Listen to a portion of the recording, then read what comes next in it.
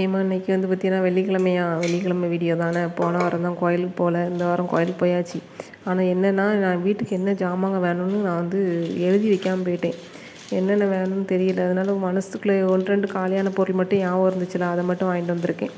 இந்த மஞ்சள் வந்து போனவட்டம் எங்கள் வீட்டுக்காரிட்டு சின்ன பாக்கெட் வாங்கிட்டு வந்தாவளா, காலியாகிட்டு. அதனால நான் பெரிய பாக்கெட் வாங்கிட்டு இந்த வெள்ளை மொச்சக்குளம் மணிக்கு வச்சோம்ல, அப்போ காலியாகிட்டு. அது மட்டும் ஞாபகம் இருந்துச்சு, அதை வாங்கிட்டு வந்தேன். அப்புறம் வந்து தோசைக்கு வந்து பார்த்திங்கன்னா கம்பு வாங்கிட்டு வந்திருக்கேன். ஏற்கனவே சோள தோசை அப்புறம் கேப்ப தோசைலாம் ஏற்கனவே போட்டாச்சு பற்றிடா. அதனால் கம்பு தோசை போடணும் அப்படின்னு சொல்லிட்டு நான் வாங்கிட்டு வந்திருக்கேன். இதுலலாம் இல்லாமல் சத்து இருக்கான். என்ன சத்துலாம் எனக்கு தெரியாது, ஆனால் சத்து இருக்குது.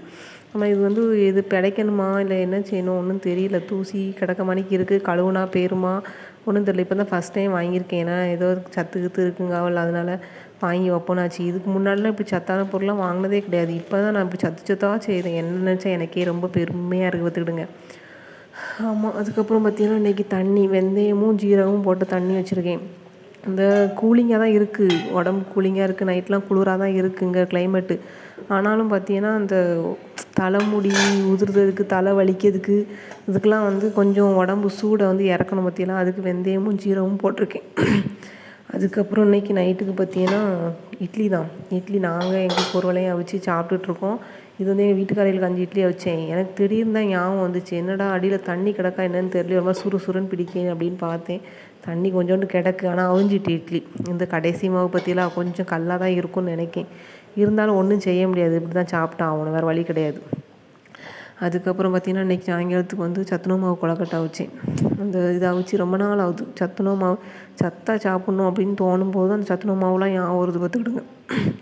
இது வந்து தேங்காய்லாம் போட்டு வச்சுருக்கேன். தேங்காய் வந்து லைட்டாக வறுத்து போடுவேன். ஏன்னா நாளை காலை வரைக்கும் சில நேரம் கிடக்குமா, அப்போ தான் கெட்டு போகாமல் கிடக்கும்னா நூல் இழுத்துரும் பற்றிலாம். அதுக்கப்புறம் இன்றைக்கி சாப்பாடெலாம் முடிச்சாச்சு. இனிமேல் இருக்க சோதை தண்ணியை ஊற்றுவோம். பழைய சோறு விழக்கூடாதுன்னு நினைக்கேன், ஆனால் எப்படியாவது பழைய சோறு விழுந்துருது.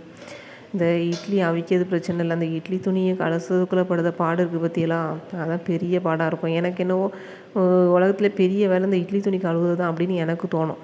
அது சும்மா தானே, அது அப்படி தான் தோணுது. அதுக்கப்புறம் நாளைக்கு வந்து நான் கருணக்கிழங்கு புளிக்குழம்பு வைக்க போகிறேன். கருணக்கிழங்கு வந்து நான் கூறும் நிறைய சாப்பிட்டைகளுக்கு தெரியும்னே. அதனால் இப்போ வந்து ஒரு விசில் விட்டு நான் அப்படியே குக்கரில் வச்சுட்டோம்னா அந்த வைக்கையிலே கிடக்குமா.